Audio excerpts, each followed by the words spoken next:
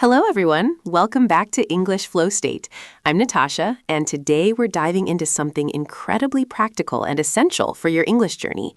We're going to practice real daily life conversations together. These are the exact phrases, expressions, and dialogues you'll hear and use every single day in English-speaking environments. Whether you're planning to travel, work, study abroad, or simply want to communicate confidently with English speakers, this video is designed specifically for you. Now, before we begin, I want you to get comfortable. Grab a cup of coffee or tea, find a quiet space, and commit the next hour or so to immersing yourself completely in English. This isn't passive watching. This is active practice. I'll speak, you'll repeat. I'll demonstrate conversations, and you'll shadow me. We'll build your confidence step by step, phrase by phrase. Are you ready? Wonderful. Let's begin this journey together. Let's start with the most fundamental situation you'll encounter every single day: greetings and introductions. Now, I know you've probably learned "hello, how are you" 1,000 times, but today we're going beyond the basics. We're going to explore how native speakers actually greet each other in different contexts, with different levels of formality, and I'll teach you the natural responses that will make you sound fluent and confident. Imagine you're walking into your office in the morning. You see your colleague Sarah at the coffee machine. Listen carefully to this natural greeting exchange. "Good morning, Sarah. How's it going?" "Oh, hey, morning. I'm doing well, thanks. Just need this coffee to fully wake up, you know?" I totally understand. Mondays, right? Absolutely. How was your weekend? It was great, actually. Went hiking with some friends. How about yours? Sounds amazing. Mine was pretty relaxed. Just caught up on some reading. Now, let's break this down together. Did you notice how natural and flowing that conversation was? Let's practice the key phrases. Repeat after me. How's it going? Good. How's it going? Excellent. This is much more casual than "how are you?" and you'll hear it constantly in informal settings. Now, try this response. "I'm doing well, thanks." Repeat. "I'm doing well, thanks." Perfect. Notice the phrase "you know" at the end of Sarah's sentence. This is a very common filler phrase that native speakers use to create connection and seek agreement. It makes the conversation feel more natural and less formal. Let's practice. "I just need this coffee to fully wake up, you know?" Repeat after me. "I just need this coffee to fully wake up, you know?" Wonderful. You're sounding more natural already. Now, what about when you're meeting someone for the very first time? The introduction is crucial because it sets the tone for your entire relationship with that person. Let me demonstrate a professional introduction scenario. You're at a networking event and someone approaches you. Listen carefully. "Hi there, I don't think we've met. I'm David Chen. I work in the marketing department." "Oh, hello, David. Nice to meet you. I'm Natasha. I'm new to the sales team. Just started last week, actually." "Welcome aboard. How are you finding everything so far?" "It's been great, honestly. Everyone's been really welcoming. The team seems fantastic." "That's wonderful to hear. Marketing and sales work pretty closely together here, so I'm sure we'll be collaborating soon." "I look forward to it. If you ever need anything or have questions, feel free to reach out." "That's very kind of you. I really appreciate that. Here, let me give you my business card." "Perfect, thank you. And here's mine." "Great. I'll send you an email later this week. Maybe we can grab coffee and I can fill you in on some of the ongoing projects." "That sounds perfect. Thanks so much, David." "My pleasure, Natasha. Enjoy the rest of the event." Beautiful, right? Now let's practice the essential phrases from that conversation. First, the opening line. "I don't think we've met." Repeat. "I don't think we've met." Good. This is much more natural than saying, "Do you know me?" or "Have we met before?" The structure, "I don't think," makes it softer and more polite. Now the introduction. "I'm David Chen. I work in the marketing department." Your turn. Say your own name and department. And I work in." Excellent. Now Natasha's response. "Nice to meet you. I'm Natasha. I'm new to the sales team." Repeat after me. "Nice to meet you." Pause. "I'm new to the sales team." Good. Here's an important phrase. Welcome aboard. This is a very friendly, warm way to welcome someone to a new job, team, or organization. It comes from nautical language, welcoming someone onto a ship. Let's practice. "Welcome aboard." Repeat. "Welcome aboard." Perfect. You can use this whenever someone tells you they're new to your company, your team, or even your city. Notice how David offered help. If you ever need anything or have questions, feel free to reach out. This is incredibly useful. Let's practice this helpful phrase. Feel free to reach out. Repeat. Feel free to reach out. Excellent. Reach out means to contact someone, and it's very commonly used in professional settings. Now let's move to a slightly different context. Casual greetings with friends. The language changes significantly when you're with people you know well. Listen to this conversation between two friends who run into each other at a shopping mall. "Oh my gosh, Sarah, what are you doing here?" "Natasha, hey, I haven't seen you in forever. How have you been?" "I know, it's been way too long. I've been good, really busy with work, but good. How about you?" "Same here, crazy busy. I actually just got promoted last month." "What? That's amazing. Congratulations. I'm so happy for you." "Thanks. It's been exciting, but definitely hectic." "I'm sure. We really need to catch up properly. Are you free sometime this week? Maybe we could grab dinner." "I'd love that. How about Thursday evening?" "Thursday works perfectly for me. There's that new Italian place downtown. Want to try it?" "Oh, I've been wanting to go there. Yes, let's do it." "Perfect. I'll text you the details later today." "Sounds great. I'm so glad we ran into each other." "Me too. Okay, I've got to run, but I'll see you Thursday." "Can't wait. See you then. Bye." What a warm, energetic conversation between friends. Let's practice these casual, friendly expressions. First, the excited greeting. "Oh my gosh." Repeat. "Oh my gosh." Good. This shows genuine surprise and happiness. Now this phrase, "I haven't seen you in forever." Your turn. "I haven't seen you in forever." Perfect. In forever is an exaggeration that means in a very long time. It's very casual and friendly. Here's another great casual phrase. "It's been way too long." Repeat after me. "It's been way too long." Excellent. Use this when you haven't seen someone for a while and you've missed them. Now notice the congratulations exchange. "That's amazing. Congratulations. I'm so happy for you." This is how you show genuine enthusiasm for someone's good news. Let's practice. "That's amazing." Pause. "Congratulations." Pause. "I'm so happy for you." Wonderful. Your energy and tone matter so much here. Show that you really care. The phrase catch up is essential. It means to talk and share what's been happening in your lives. We really need to catch up properly. Repeat. We really need to catch up properly. Good. And then the invitation. "Are you free sometime this week?" Your turn. "Are you free sometime this week?" Perfect. Notice how they made plans. "How about Thursday evening?" is a suggestion. Let's practice making suggestions. "How about Thursday evening?" Repeat. "How about Thursday evening?" Good. And the agreement. "Thursday works perfectly for me." Your turn. "Thursday works perfectly for me." Excellent. Here's a very useful phrase. "I've got to run." This means I need to leave now. It's casual and friendly. Let's practice. "I've got to run." Repeat. "I've got to run." Perfect. You can use this when you need to end a conversation politely, but you're in a hurry. Now let's practice a complete everyday scenario. Shopping for groceries. This is something you'll do regularly, and knowing the right phrases makes the experience so much smoother and more confident. Listen to this conversation at a supermarket. "Excuse me, could you tell me where I can find the pasta?" "Sure. The pasta is in aisle 7, right next to the rice and grains." "Thank you so much. And do you happen to know if you have any gluten-free options?" "Yes, we do. We have a whole section dedicated to gluten-free products. It's in aisle 9, on the left side." "That's perfect. I appreciate your help." "No problem at all. Have a great day." You too.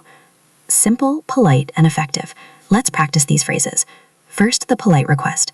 "Excuse me, could you tell me where I can find the pasta?" Repeat after me slowly. "Excuse me, could you tell me where I can find the pasta?" Good.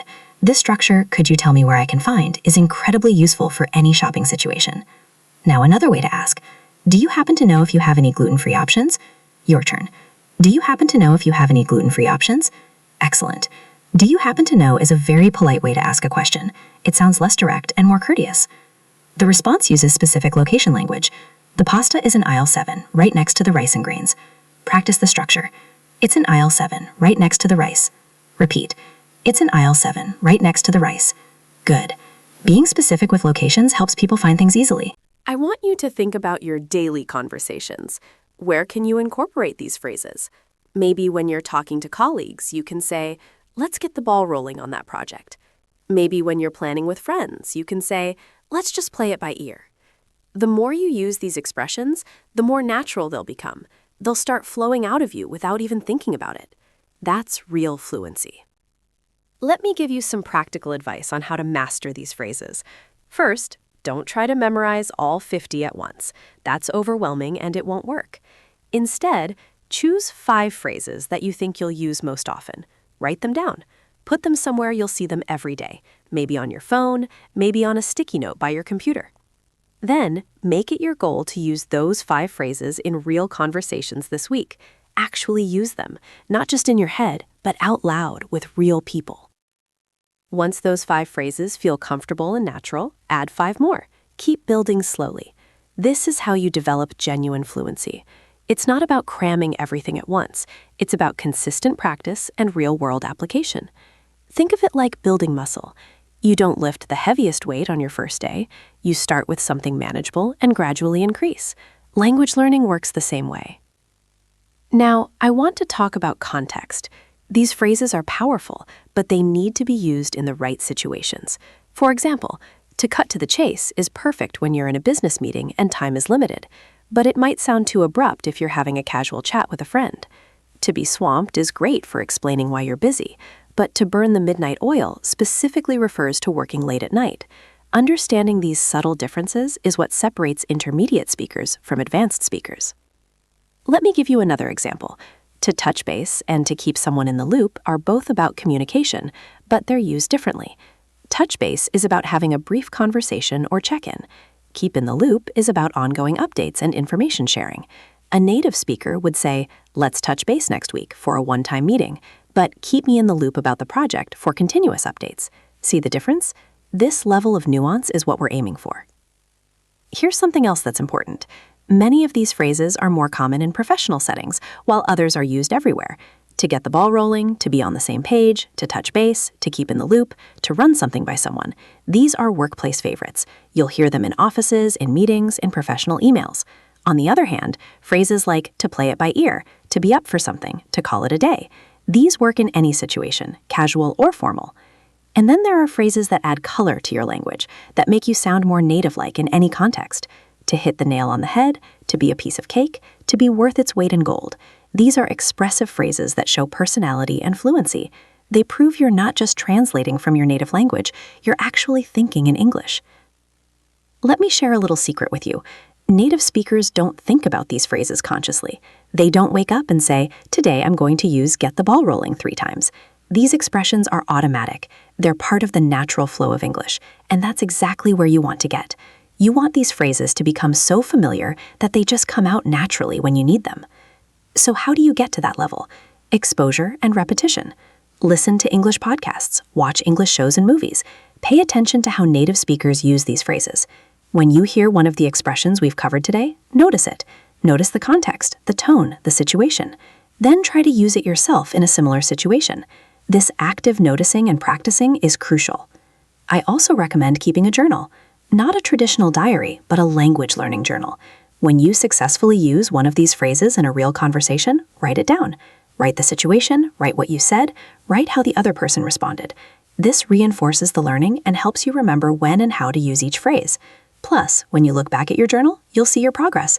You'll see how many of these phrases have become natural for you. Another powerful technique is shadowing. You can do this with this very video. Play a section, pause it, and repeat exactly what I said with the same intonation and rhythm. Don't just repeat the words. Try to capture the feeling, the flow, the natural rhythm of native speech.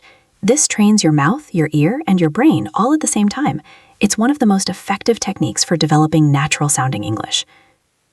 Now, let's talk about some common mistakes learners make with these phrases. The biggest mistake is translating them literally into your native language. These are idiomatic expressions. They don't always make logical sense if you break them down word by word. To get the ball rolling doesn't actually involve a ball. To be under the weather has nothing to do with weather. You need to learn them as complete units, as fixed expressions. Don't try to understand each word separately. Understand the phrase as a whole. Another mistake is using these phrases in the wrong register or formality level. Some phrases are very casual, others are more professional. You wouldn't say, "Let's call it a day" to your CEO in a formal meeting. You also wouldn't say, "Let me touch base with you" to your close friend about weekend plans. You'd say, "Let me check in with you," or "Let me get back to you." Developing this sense of appropriate usage comes with exposure and practice. Here's something encouraging though. Even if you make mistakes with these phrases, native speakers will usually understand what you mean, and they'll appreciate that you're trying to use natural English expressions. It shows effort and dedication. It shows you're not satisfied with basic communication. You want to speak like a native, and that's admirable. So don't be afraid to try. Don't be afraid to make mistakes. Every mistake is a learning opportunity. Let me give you a challenge. After you finish watching this video, I want you to write down 3 phrases that resonated with you. 3 phrases that you think, yes, I can use this in my life. Then I want you to create 3 sentences using those phrases. Make them personal. Make them relevant to your actual life. Not generic example sentences, but sentences you might actually say. Then find a way to use those 3 phrases in real conversations within the next 48 hours. Can you do that? I believe you can. Remember, language learning isn't just about knowledge. It's about application. You can watch 100 videos about swimming, but you won't learn to swim until you get in the water. The same is true with language. You need to use these phrases in real situations. You need to make mistakes. You need to adjust and improve based on feedback. That's how fluency develops. I also want to address something important. Some of you might be thinking, but I don't have native English speakers to practice with. That's okay. You can still practice. Talk to yourself. Seriously. Practice these phrases out loud when you're alone. Narrate your day using these expressions. Okay, time to get the ball rolling on this work. I'm a bit under the weather today, but I need to hit the ground running. Let me touch base with my colleague about the meeting. This might feel strange at first, but it's incredibly effective. You can also find language exchange partners online. There are so many platforms now where you can connect with English speakers who want to learn your language. It's a win-win situation. Or join English-speaking communities online. Comment on videos, participate in forums, engage in discussions. Every interaction is practice. Every time you use these phrases, you're reinforcing them. Here's another perspective. Think about your native language. How many idiomatic expressions do you use every day without thinking about it? Probably dozens, maybe hundreds. You didn't learn them in school. You absorbed them through exposure and use. The same process needs to happen with English. You need to immerse yourself in the language as much as possible. Surround yourself with English. Make it part of your daily life. Now, I want you to understand something crucial about C1 level fluency. It's not just about vocabulary size or grammar accuracy. It's about naturalness. It's about sounding like you belong in English-speaking environments. These 50 phrases we've covered today are tools that give you that naturalness. They're shortcuts to sounding native-like. When you use them correctly, people hear you differently. They perceive you as more fluent, more confident, more competent. Now let's explore another vital situation, asking for and giving directions. Whether you're traveling or even in your own city, you'll need these phrases constantly. Listen to this street conversation. "Excuse me, sorry to bother you. I'm a bit lost. Could you help me?" "Of course, no bother at all. Where are you trying to get to?" "I'm looking for the central library. I thought it was around here somewhere, but I can't seem to find it." "Oh, you're actually pretty close. The library is about 3 blocks from here." "Okay, great. Could you give me directions?" "Sure. So you're going to want to head straight down this street, Main Street, for about 2 blocks. You'll pass a coffee shop on your right, and then a bank." "Okay, straight for 2 blocks, past the coffee shop and the bank. Got it." "Right. Then at the second traffic light, you're going to turn left onto Oak Avenue." "Turn left at the second light onto Oak Avenue." "Perfect. Then you'll walk for just 1 more block, and the library will be on your right-hand side. It's a big brick building. You can't miss it. There's a fountain right in front." "A big brick building with a fountain. That sounds easy enough. About how long should it take me to walk there?" "I'd say about 7 to 10 minutes at a normal pace." "Oh, that's not far at all. Thank you so much. You've been incredibly helpful."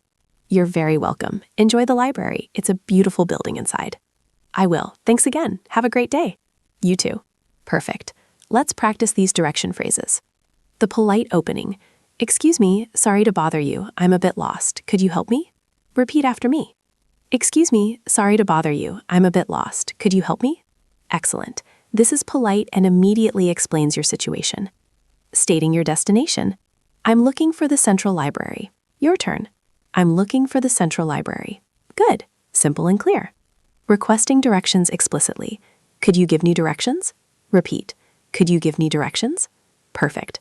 Sometimes people might tell you to take a taxi or bus, but this clarifies you want walking directions. Now the direction-giving phrases. Head straight down this street for about 2 blocks. Say it.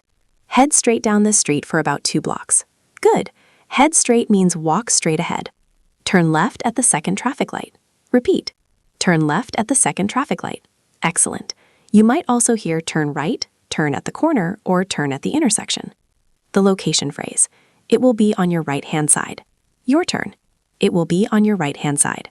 Perfect. You can also say on your left or on your right.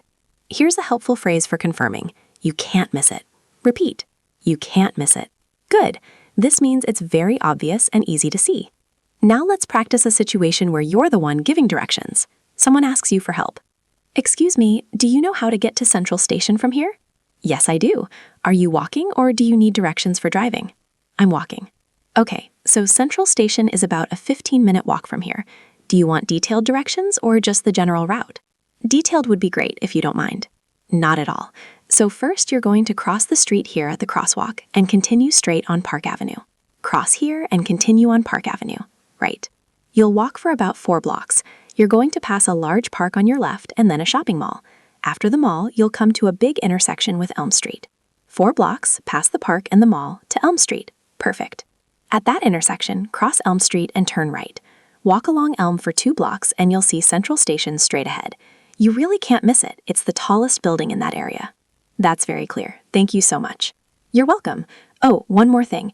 If you get confused, just look for the signs that say station with an arrow. They're posted pretty regularly once you get past the mall. That's helpful to know. I really appreciate your help. No problem at all. Have a safe trip. Thank you. Excellent. Let's practice being the direction giver. First, clarifying the mode of transport. Are you walking or do you need directions for driving? Repeat. Are you walking or do you need directions for driving? Good. This is important because the routes might be different. Giving a time estimate. It's about a 15-minute walk from here. Your turn. It's about a 15-minute walk from here. Perfect. This helps people decide if they want to walk or find alternative transport. Using landmarks. You'll pass a large park on your left and then a shopping mall. Repeat. You'll pass a large park on your left and then a shopping mall. Excellent. Landmarks are much easier to follow than street names for many people. Helpful additional information. Just look for the signs that say station with an arrow. Say it. Just look for the signs that say station with an arrow. Good. Adding this kind of backup information shows you really want to help. Now let's move to another essential scenario, dealing with problems or complaints. This requires tact and specific language. Let's imagine you're at a hotel and there's an issue with your room. Good evening, front desk, this is Patricia. How may I assist you? Hi, Patricia. This is Natasha in room 412. I'm having a bit of an issue with my room and I was hoping you could help. Of course, I'm sorry to hear that. What seems to be the problem? Well, the air conditioning doesn't seem to be working properly. The room is quite warm and I've tried adjusting the thermostat, but nothing's changing. I apologize for the inconvenience. That must be uncomfortable. Let me see what I can do. Have you tried turning the unit completely off and then back on? Yes, I tried that about 30 minutes ago, but it didn't make a difference. I understand. I'm going to send our maintenance team up to take a look right away. Would now be a convenient time, or would you prefer they come a bit later? Now would be perfect, actually. I'm here for the rest of the evening. Wonderful. I'm sending someone up immediately. They should be there within the next 10 minutes. In the meantime, would you like me to bring up a fan to help cool the room down? That would be great, thank you. I'll bring that up myself right now, and if the maintenance team isn't able to fix the issue tonight, we can certainly move you to another room, whatever is most comfortable for you. I appreciate that. Let's see what they can do first. Absolutely. Again, I sincerely apologize for this inconvenience. We'll make sure this is resolved for you as quickly as possible. Thank you so much for your help, Patricia. You're very welcome. I'll be up with that fan in just a moment. Perfect. See you soon. Great problem resolution conversation. Let's practice these phrases. Stating the problem politely. I'm having a bit of an issue with my room and I was hoping you could help. Repeat after me. I'm having a bit of an issue with my room and I was hoping you could help. Excellent. A bit of an issue softens the complaint, and I was hoping you could help is polite and collaborative. Describing the specific problem. The air conditioning doesn't seem to be working properly. Your turn. The air conditioning doesn't seem to be working properly. Good. Doesn't seem to be working is more diplomatic than is broken or doesn't work. Explaining what you've tried. I've tried adjusting the thermostat, but nothing's changing. Repeat. I've tried adjusting the thermostat, but nothing's changing. Perfect. This shows you've attempted to solve it yourself first. Now Patricia's response phrases. I apologize for the inconvenience. Say it. I apologize for the inconvenience. Good. If you're in customer service, this is essential. Offering immediate action. I'm going to send our maintenance team up to take a look right away. Repeat. I'm going to send our maintenance team up to take a look right away. Excellent. This shows you're taking the problem seriously and acting immediately. Asking about timing. Would now be a convenient time, or would you prefer they come a bit later? Your turn. Would now be a convenient time, or would you prefer they come a bit later? Perfect. This respects the guest schedule. Offering alternatives. If the maintenance team isn't able to fix the issue tonight, we can certainly move you to another room. Repeat. If the maintenance team isn't able to fix the issue tonight, we can certainly move you to another room. Good. Always have a backup plan when dealing with complaints. Let's practice another complaint scenario, this time at a restaurant where your order is wrong. Excuse me, I'm sorry, but I think there might be a mistake with my order. Oh, I'm so sorry. What's wrong? I ordered the grilled salmon with steamed vegetables, but this appears to be the fried chicken. Let me check my notes. Oh, you're absolutely right. I apologize. That's completely my mistake. I must have mixed up the orders. It happens, no worries. Could I get the salmon instead? Absolutely. I'm going to put that order in right now as a priority, and I'll have the kitchen rush it for you. It should be out in about 10 minutes. That sounds great, thank you. And please, this meal is on the house because of the error. We really appreciate your patience and understanding. Oh, that's very kind of you, but you don't have to do that. I insist. We want to make sure you have a good experience here. Thank you, I really appreciate that. Of course. Can I get you anything else while you wait? Maybe a refill on your drink? That would be nice, actually. Coming right up. And again, I truly apologize for the mix-up. No problem at all. These things happen. Thank you for your understanding. I'll be right back with your drink, and your meal will follow shortly. Wonderful handling of a mistake. Let's practice the customer phrases. Politely pointing out an error. Excuse me, I'm sorry, but I think there might be a mistake with my order. Repeat. Excuse me, I'm sorry, but I think there might be a mistake with my order. Excellent. Notice how polite this is, even though it's the restaurant's mistake. Being gracious. It happens, no worries. Your turn. It happens, no worries. Good. This acknowledges that mistakes occur and you're not upset. Showing appreciation. That's very kind of you, but you don't have to do that. Repeat. That's very kind of you, but you don't have to do that. Perfect. Even when receiving compensation, being gracious makes everyone feel better. Now the server phrases for handling mistakes. That's completely my mistake. I apologize. Say it. That's completely my mistake. I apologize. Good. Taking full responsibility without making excuses. Taking immediate action. I'm going to put that order in right now as a priority, and I'll have the kitchen rush it for you. Repeat. I'm going to put that order in right now as a priority, and I'll have the kitchen rush it for you. Excellent. This shows urgency and care. Offering compensation. This meal is on the house because of the error. Your turn. This meal is on the house because of the error. Perfect. On the house means free, and it's a common phrase in restaurants and bars. Let's move to another daily scenario. Small talk with neighbors. This is important for building community and feeling comfortable where you live. Listen to this conversation in an apartment building hallway. Oh, hi. You must be the new neighbor in 4B. I saw the moving truck last weekend. Yes, that's me. Hi, I'm Natasha. I just moved in last Saturday. Welcome to the building. I'm Robert. I'm right across the hall in 4A. Nice to meet you, Robert. How long have you been living here? About 3 years now. It's a great building. Quiet, good location, and the neighbors are all really friendly. That's good to hear. I'm still getting settled, but I'm already loving the neighborhood. If you need any recommendations for restaurants, shops, or services in the area, feel free to ask. I've tried pretty much everything around here. That's so helpful, thank you. Actually, do you know of a good dry cleaner nearby? Oh yes, there's an excellent one 2 blocks down on Maple Street. It's called Quick Clean. They're fast, affordable, and they do great work. I've been using them for years. Perfect, I'll check them out. And is there a good grocery store within walking distance? There's a Trader Joe's about 4 blocks away. Such a warm, neighborly conversation. Let's practice these community-building phrases. The friendly introduction. You must be the new neighbor in 4B. I saw the moving truck last weekend. Repeat after me. You must be the new neighbor in 4B. I saw the moving truck last weekend. Excellent. This shows you've noticed them and they're welcoming. Welcoming phrase. Welcome to the building. Your turn. Welcome to the building. Good. Simple, but makes people feel included immediately. Offering help with local knowledge. If you need any recommendations for restaurants, shops, or services in the area, feel free to ask. Repeat. If you need any recommendations for restaurants, shops, or services in the area, feel free to ask. Perfect. This is incredibly helpful for newcomers. Asking for recommendations. Do you know of a good dry cleaner nearby? Say it.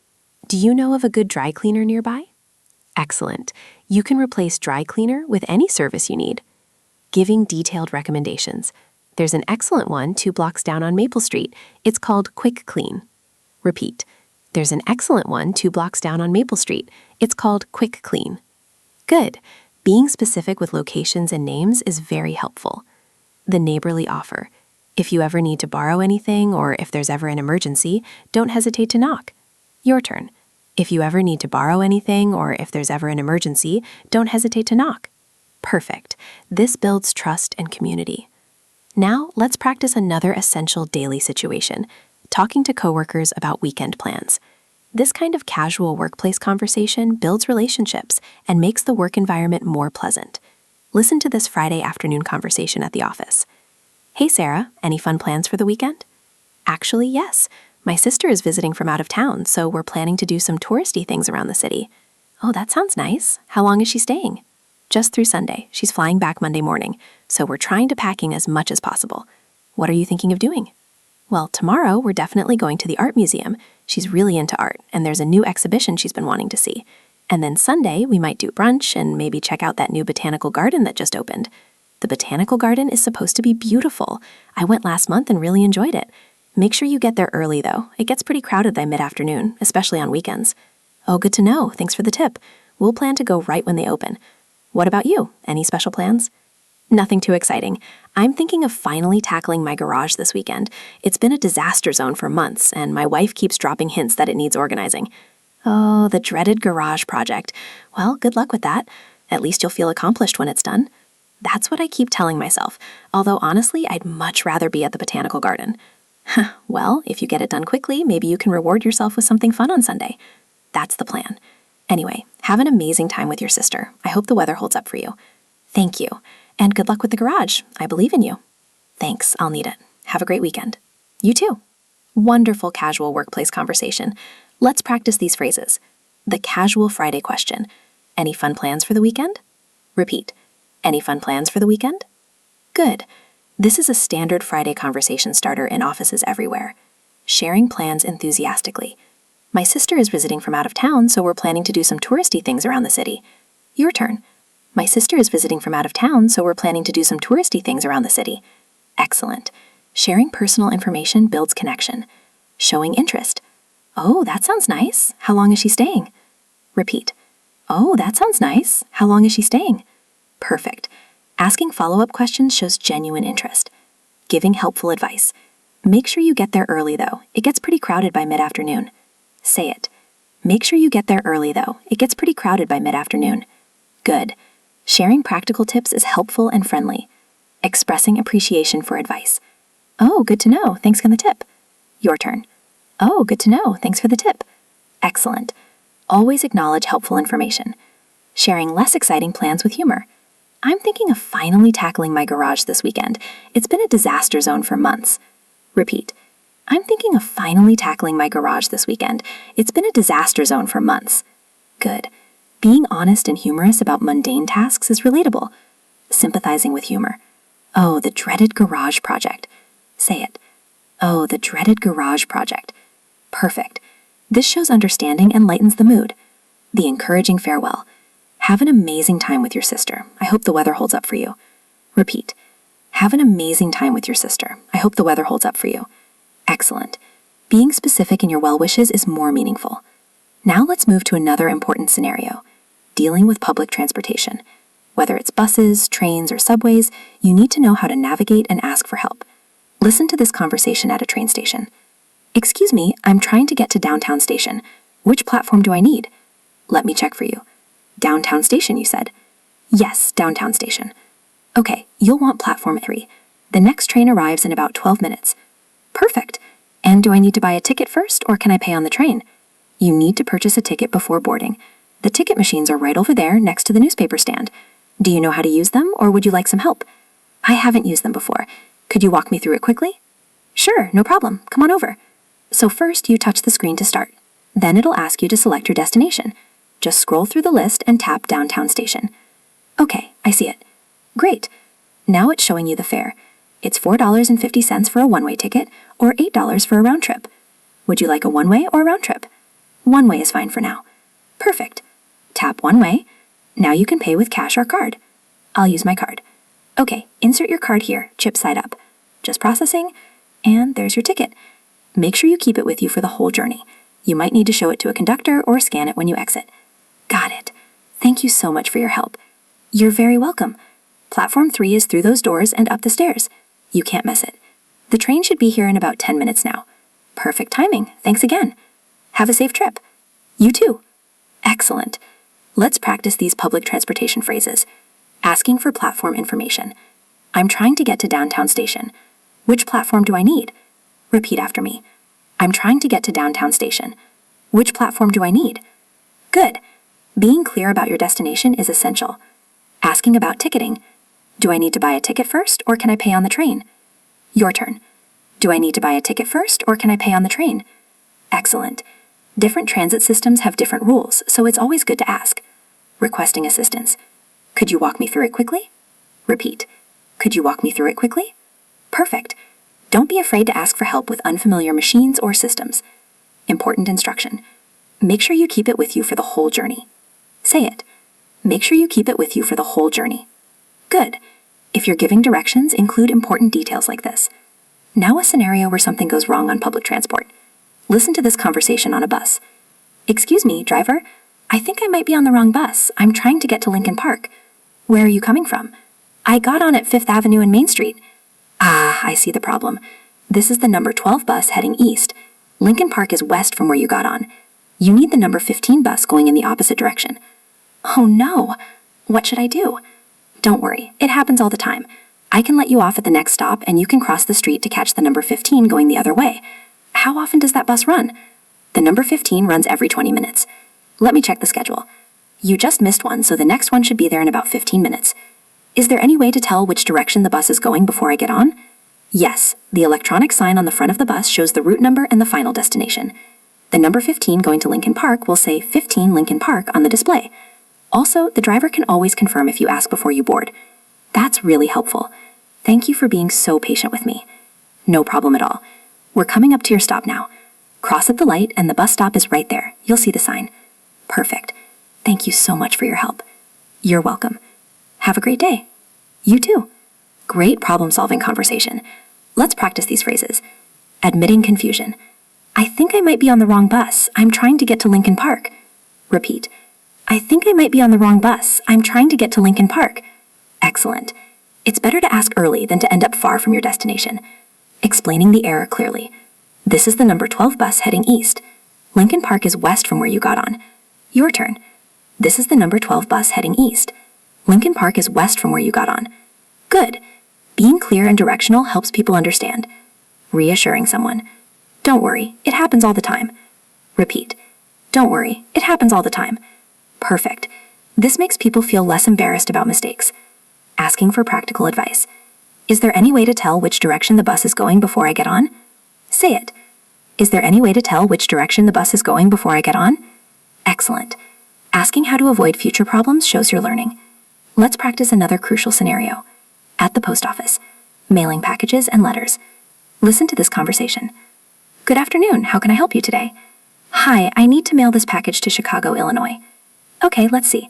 Let me weigh it for you. It's coming in at 3 pounds and 4 ounces. How would you like to send it? What are my options? We have priority mail, which takes 2 to 3 business days and costs $18.75. We also have first class package service, which takes 3 to 5 business days and costs $12.30. Or, if you're not in a rush, there's parcel select ground, which can take up to 7 business days but only costs $8.50. I'd like it to get there relatively quickly, so I'll go with priority mail. Perfect. Would you like to add insurance or tracking? Actually, yes. What does the insurance cost? The package value determines the cost. How much is the contents worth? Probably around $150. It's some handmade pottery I'm sending to my sister. In that case, I'd recommend insuring it for the full value. That would be an additional $4.25, and it automatically includes tracking as well. Okay, let's do that. Great. And would you like a signature required upon delivery?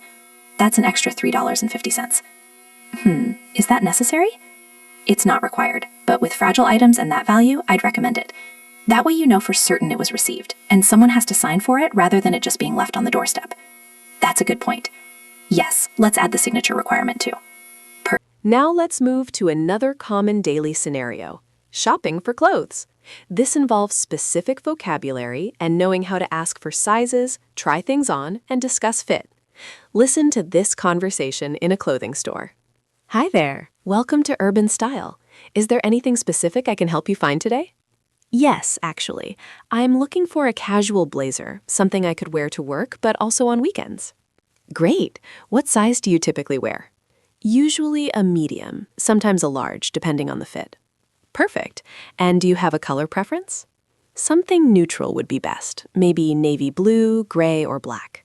Excellent choices. Let me show you what we have. We actually just got some beautiful blazers in this week. Follow me. This section has all our blazers. This navy one here is very popular. It's a relaxed fit with a bit of stretch, so it's comfortable but still looks polished. Oh, I like the style. Do you have this in a medium? Let me check. Yes, we have medium and large. Would you like to try both to see which fit you prefer? That would be great, thank you. Wonderful. The fitting rooms are right back there. Take your time and let me know if you need any other sizes or styles. Thank you. A few minutes later. How did those work out? The medium fits well in the shoulders, but it feels a bit snug when I button it. The large is more comfortable, but I'm worried it might look too big. Let me take a look. Come out here where there's a bigger mirror. Okay, try the medium first. Yes, I see what you mean. It's pulling a bit across the back when you move your arms. Now try the large. The large actually looks great on you. It's not too big at all. It's meant to have a slightly relaxed fit, and that's very on trend right now. See how you can move comfortably?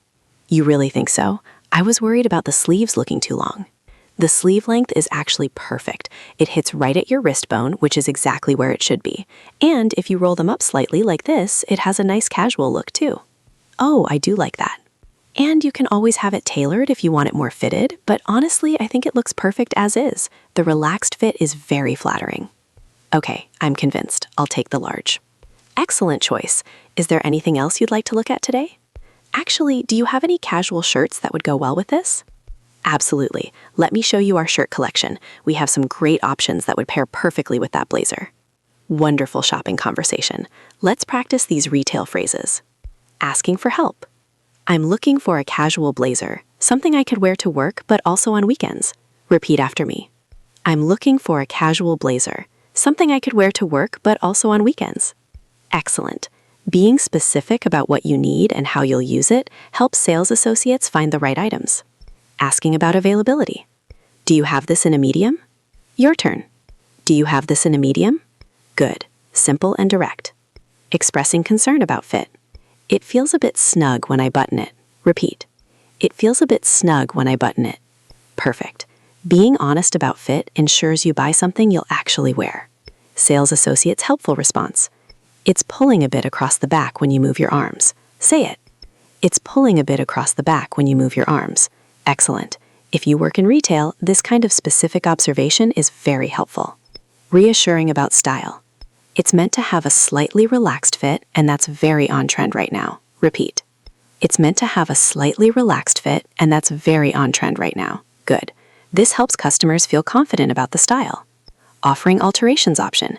You can always have it tailored if you want it more fitted. Your turn. You can always have it tailored if you want it more fitted. Perfect. This reminds customers they have options to customize. Now let's practice another essential scenario. At the bank. Whether you're opening an account, making a transaction, or asking questions, you need to know the right language. Listen to this conversation. Good morning, how may I help you today? Good morning, I'd like to open a checking account, please. Wonderful, I can definitely help you with that. Have you banked with us before? No, this would be my first account with your bank. I recently moved to the area. Welcome. I'll need to get some information from you and see some identification. Do you have your driver's license or passport with you? Yes, I have my driver's license right here. Perfect, thank you. Now let me ask you a few questions. What type of checking account are you interested in? We have a few different options. What are the differences? Well, we have our basic checking, which has no monthly fee as long as you maintain a minimum balance of $500 or have a direct deposit. Then we have our plus checking, which requires a $1,500 minimum balance but comes with some additional benefits, like no ATM fees anywhere in the country and a higher interest rate. And finally, our premium checking requires a $5,000 minimum and includes all the plus benefits, plus free checks, money orders, and cashier's checks. I think the plus checking sounds good for me. I can maintain that balance, and I travel occasionally, so the ATM fee waiver would be helpful. Excellent choice. Now, would you like to open just the checking account, or would you also be interested in a savings account? Our savings accounts pair nicely with checking and help you save automatically. What would be the benefit of opening both? If you open both today, we can set up automatic transfers from your checking to your savings. For example, you could automatically transfer $50 or $100 every month, or even a small amount from every paycheck if you have direct deposit. Many customers find this helps them save without even thinking about it. That actually sounds really useful. What's the minimum balance for the savings account? Just $25 to open it, and no minimum balance requirement after that. The interest rate is currently 2.5% APY. Okay, let's do both then, the checking and the savings. Perfect. Now I'll need you to fill out this application with your personal information, address, social security number, employment information, and so on. How much would you like to deposit today to open the accounts? I'd like to deposit $2,000, $1,500 for the checking and $500 for the savings. Excellent. And how will you be making that deposit? Cash or check? I have a check here from my previous bank. Perfect. I'll just need you to endorse it on the back. Sign right here where it says endorse here. All set. Now let me process this for you. It should just take a few minutes. Fantastic banking conversation. Let's practice these financial phrases. Stating your banking need. I'd like to open a checking account, please. Repeat. I'd like to open a checking account, please. Good. Clear and polite. Asking about options. What are the differences? Your turn. What are the differences? Simple but important to understand what you're choosing. Understanding requirements. What's the minimum balance for the savings account? Repeat. What's the minimum balance for the savings account? Excellent. Always ask about requirements and fees up front. Asking about benefits. What would be the benefit of opening both? Say it. What would be the benefit of opening both? Perfect. Understanding the advantages helps you make informed decisions. Making your decision. Let's do both then, the checking and the savings. Repeat. Let's do both then, the checking and the savings. Good. Once you've decided, be clear about your choice. Now let's practice another important scenario. Talking to your landlord about apartment maintenance issues. This requires being clear, polite, and persistent when necessary. Listen to this phone conversation. Hello? Hi, Mr. Patterson. This is Natasha from apartment 3B. Oh, hello, Natasha. How are you? I'm well, thank you. I'm calling because I wanted to report a maintenance issue in my apartment. Of course. What's going on? The kitchen sink has been draining very slowly for the past few days, and now it's completely backed up. I can't use it at all. I see. Have you tried using any drain cleaner? Yes, I tried that yesterday, but it didn't help. The water just sits there and won't drain at all. Okay, that sounds like it might be a more serious clog in the pipes. I'll need to send a plumber to take a look. When would be a good time for you? I'm working from home tomorrow, so any time tomorrow would work for me. Let me check with my regular plumber. I'll try to get someone there tomorrow morning if possible. Would 9 or 10 o'clock work? Either time would be fine. Perfect. I'll call him right now and confirm, and then I'll text you tonight to let you know the exact time. That sounds great. Thank you. In the meantime, I'm sorry for the inconvenience. You can use your bathroom sink if you need to wash dishes. I know it's not ideal. I appreciate that. It's been manageable, but I'm glad we can get it fixed soon. Absolutely. I'll make sure the plumber has access to any pipes or areas he needs. I'll provide him with details about your apartment. Thank you so much, Mr. Patterson. You're welcome, Natasha. I'll be in touch later today. Sounds good. Have a good day. You too. Excellent tenant-landlord conversation. Let's practice these rental phrases. Reporting an issue. I wanted to report a maintenance issue in my apartment. Repeat after me. I wanted to report a maintenance issue in my apartment. Good. This is professional and clear. Describing the problem clearly. The kitchen sink has been draining very slowly for the past few days, and now it's completely backed up. Your turn. The kitchen sink has been draining very slowly for the past few days, and now it's completely backed up. Excellent. Giving the timeline and severity helps the landlord understand urgency. Mentioning what you've tried. I tried that yesterday, but it didn't help. Repeat. I tried that yesterday, but it didn't help. Perfect. This shows you've made an effort to solve it yourself first. Expressing flexibility. Anytime tomorrow would work for me. Say it. Anytime tomorrow would work for me. Good. Being flexible makes scheduling easier. Acknowledging inconvenience professionally. I appreciate that. It's been manageable, but I'm glad we can get it fixed soon. Absolutely. I'll make sure the plumber has access to any pipes or areas he needs. I'll provide him with details about your apartment. Thank you so much, Mr. Patterson. You're welcome, Natasha. I'll be in touch later today. Sounds good. Have a good day. You too. Now let's move to another important scenario. At the pharmacy, picking up a prescription. This involves specific health-related vocabulary and knowing how to ask important questions. Listen to this conversation. Hi, I'm here to pick up a prescription. Sure, can I have your name and date of birth, please? Natasha Williams. Date of birth is March 15th, 1992. Thank you. Let me look that up for you. Okay, I have a prescription here for you. It was called in by Dr. Thompson this morning. It looks like it's ready. Before I get it, can I verify the medication with you? Yes, of course. It should be for amoxicillin. That's correct. It's amoxicillin 500 milligrams 3 times daily for 10 days. Your doctor prescribed it for a bacterial infection. Yes, that's right. Perfect.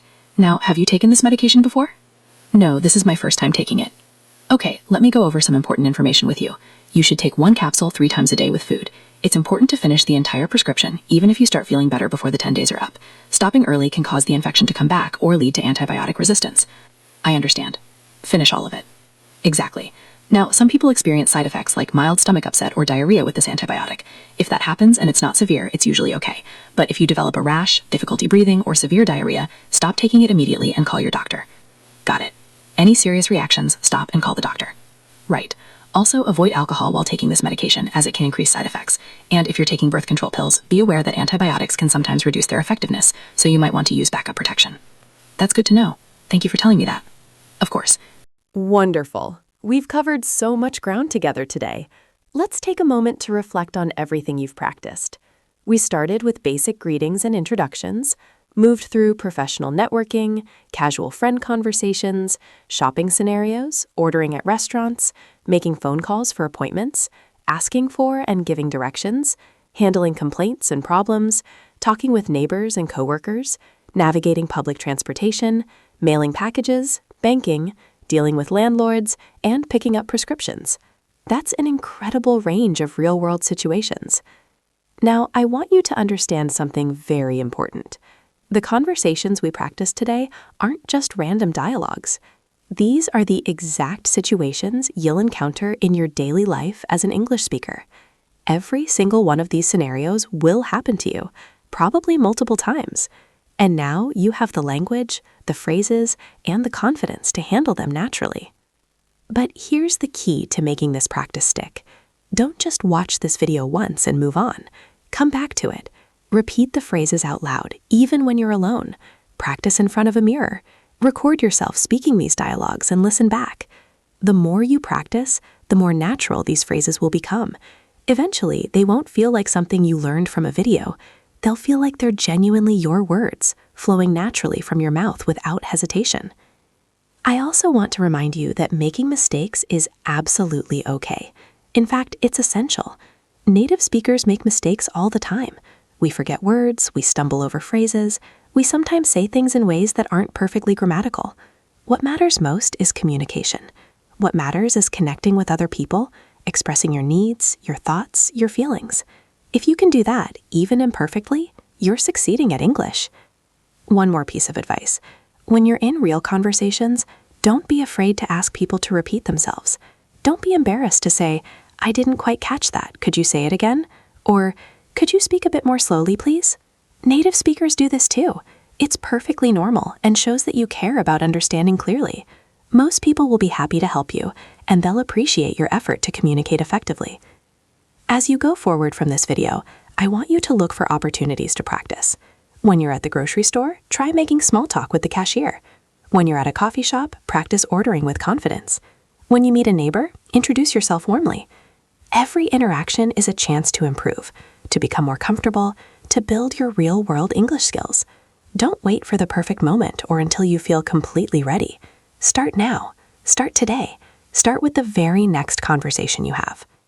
Remember, fluency isn't about knowing every word in the dictionary or speaking with a perfect accent. Fluency is about being comfortable expressing yourself, understanding others, and communicating effectively in the situations that matter in your daily life. And that's exactly what we've been building today. You now have a strong foundation of practical, useful English that you can use immediately. I'm so proud of you for investing this time in yourself, for committing to improving your English, for practicing actively rather than just passively watching. That dedication is what will take you from where you are now to where you want to be. Keep that energy, keep that commitment, and keep practicing every single day. Before we finish, I want to leave you with a challenge. In the next week, I want you to use at least 5 of the phrases we practiced today in real conversations. Actually use them. Whether it's greeting a coworker with "How's it going?" or asking a store employee, "Do you have this in a different size?" or making plans with a friend by saying, "We really need to catch up properly." Choose 5 phrases that feel natural to you and make a conscious effort to use them. Then notice how it feels. Notice how people respond. Notice your own growing confidence. And remember, learning English is a journey, not a destination. There's no finish line where you suddenly become perfect. Instead, there's continuous growth, continuous improvement, continuous discovery. Enjoy that process. Celebrate your progress, no matter how small it might seem. Every conversation you have, every phrase you master, every time you express yourself successfully in English, that's a victory worth celebrating. Thank you so much for spending this time with me today. Thank you for your attention, your effort, your willing to practice out loud and engage actively with these conversations. If you found this helpful, please give this video a thumbs up. Subscribe to English Flow State if you haven't already, and turn on notifications so you never miss our new lessons. We have so many more practical English lessons coming your way. I'd also love to hear from you in the comments. Tell me which conversation scenario was most helpful for you. Tell me which phrases you're excited to use. Tell me what other daily life situations you'd like us to cover in future videos. Your feedback helps me create content that truly serves your learning needs. Until next time, keep practicing, keep growing, and keep believing in yourself. You're capable of amazing things, and your English journey is going to take you to incredible places. I'm Natasha from English Flow State, and I'll see you in the next lesson. Take care, everyone, and happy learning.